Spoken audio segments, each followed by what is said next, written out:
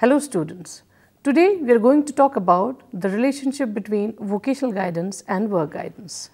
And the objectives set for today's discussions are to understand the concept of guidance briefly, to throw light on the various services of guidance, to study vocational guidance as one among the services of guidance, to have a look over the work guidance, and lastly to understand the relationship between vocational and work guidance.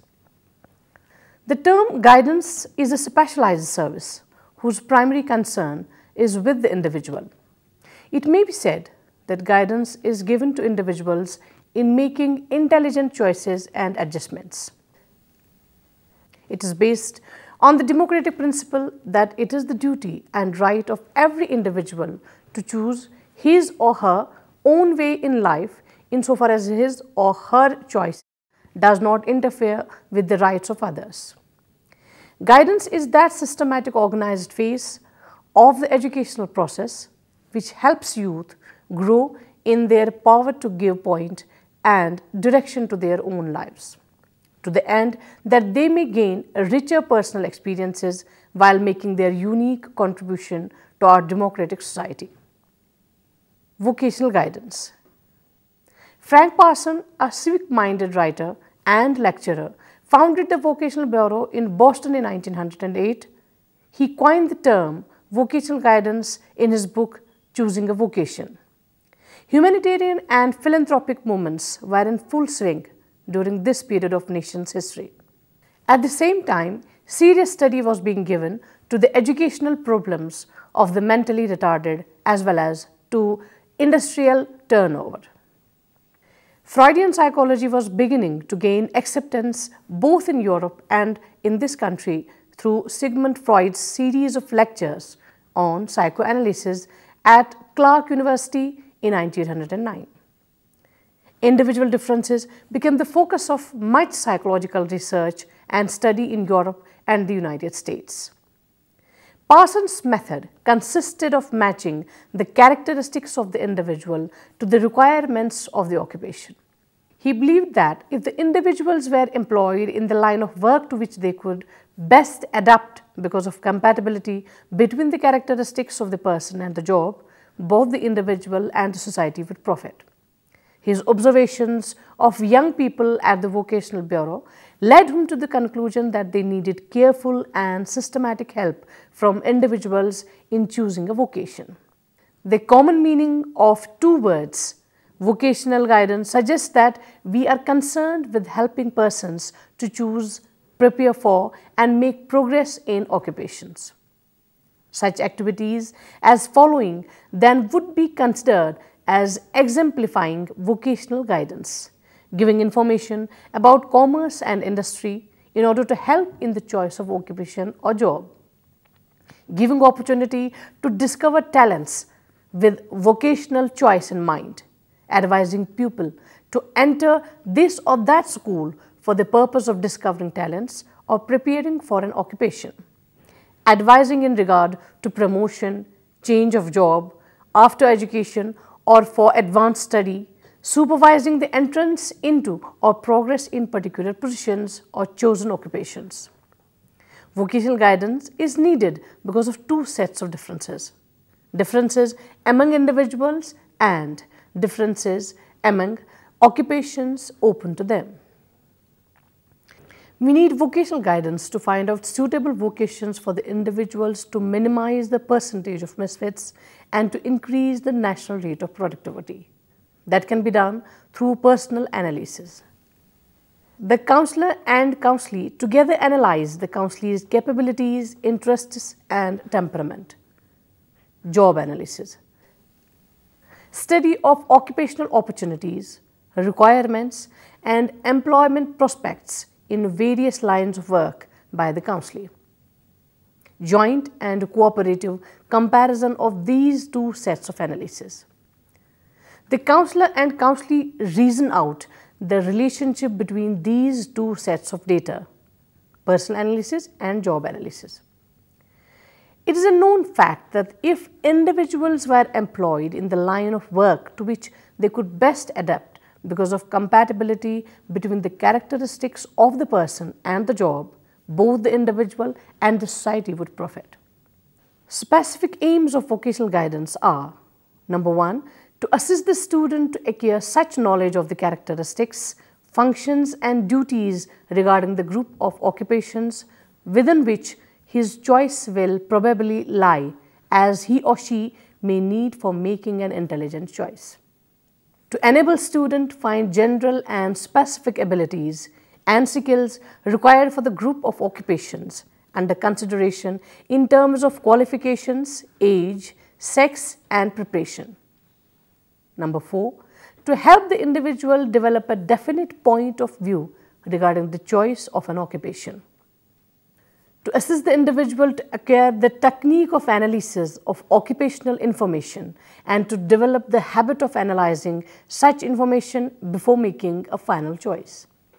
To assist individual secure such information about himself, his abilities, general and specific, his or her interests and his or her powers as he or she may need for a wise choice. To assist the student to secure knowledge of the facilities offered by various educational institutions for vocational training and the requirements for admission to them, the cost of attendance, etc.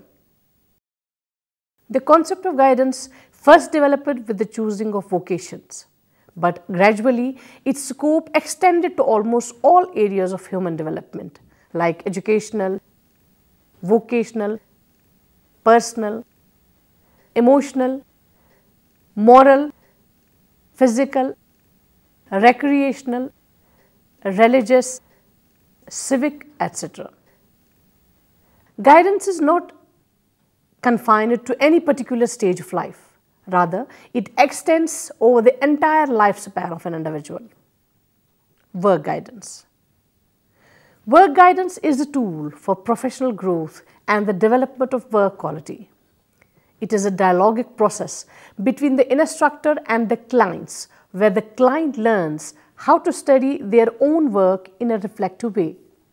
The work guidance consists of studying and structuring questions, experiences and feelings related to work, the work community and the client's own work role. In practice, the work guidance is studying, evaluating and developing a client's own work with the help of a trained work instructor. In work guidance, the client think about their role in work and their relationship to their work.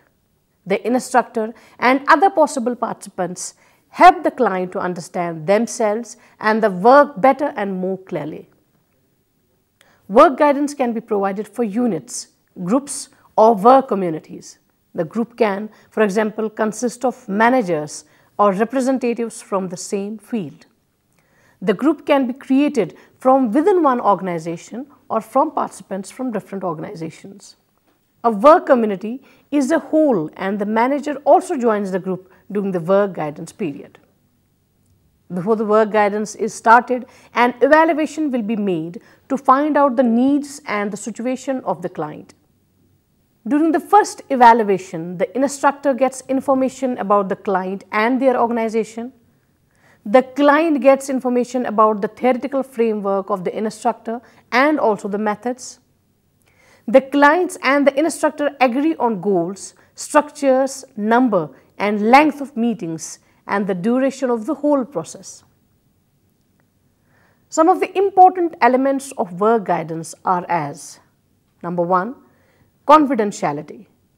Absolute confidentiality is part of work guidance, and both the instructor and the client are bound by the confidentiality agreement. The instructor is loyal and appreciative towards clients and their organizations. Method. During work guidance, topics under discussion emerge from client's work situation, work problems, other clients or cooperation between participants.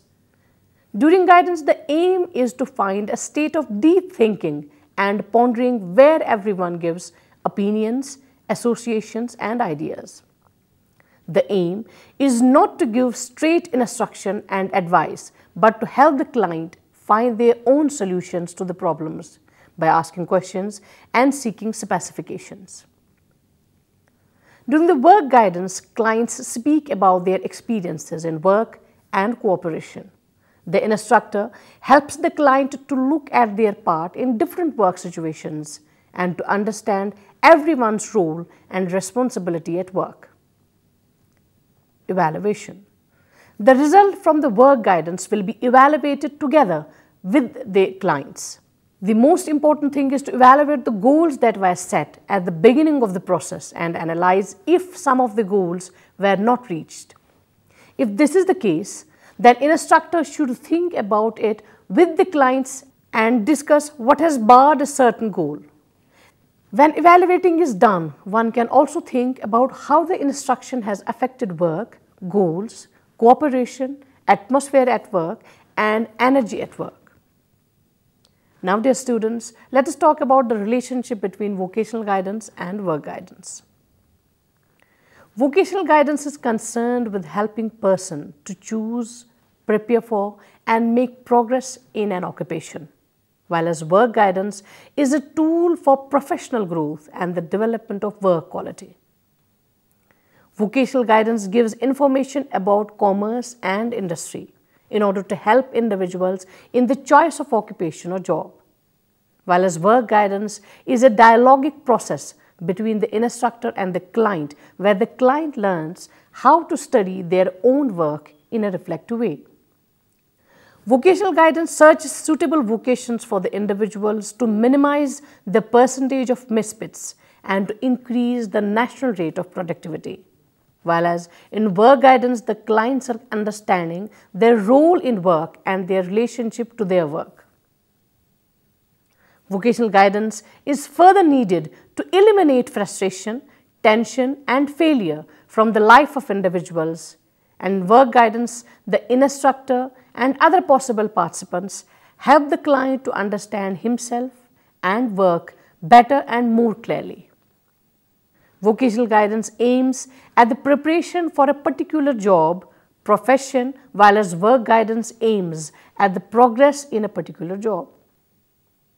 Vocational guidance revolves around the analysis of the individual's capabilities, occupational requirements, and the joint and cooperative comparison of these two analyses, while as work guidance topics under discussion emerge from clients' work situation, work problems, other clients, or cooperation between participants. Vocational guidance does not believe in giving direction to the counselee about choosing a vocation. Rather, it facilitates him about the different occupational opportunities available to him as per his capabilities. Similarly, work guidance does not mean to provide straight instructions and advice, but to help the client find their own solutions to the problems by asking questions and seeking specifications. Vocational guidance provides the diagnosis of the individual's capabilities prior to choice, while as work guidance deals the problems many individuals face in the area of their vocation. Dear students, we are concluding with that guidance aims at the recognition and realization of the potential inherent in humans and to nurture these potentials to bring about a better personal social adjustment. As the individual functions and also draws from his or her environment, guidance involves the incorporation and understanding of the socio-cultural foundations. Making an effort to fit an individual to the place best suited to his or her capabilities is the big contribution of guidance service. Guidance is not only understanding the individual, but also the social cultural surroundings of the individual, so that he could best accommodate him or herself to this socio-cultural milieu. Hence, it is evident that guidance focuses on a holistic approach which takes into account the individual potential as well as opportunities available to the individual to progress. This was all about the relationship between vocational and work guidance. Hope you have enjoyed and understood. Goodbye.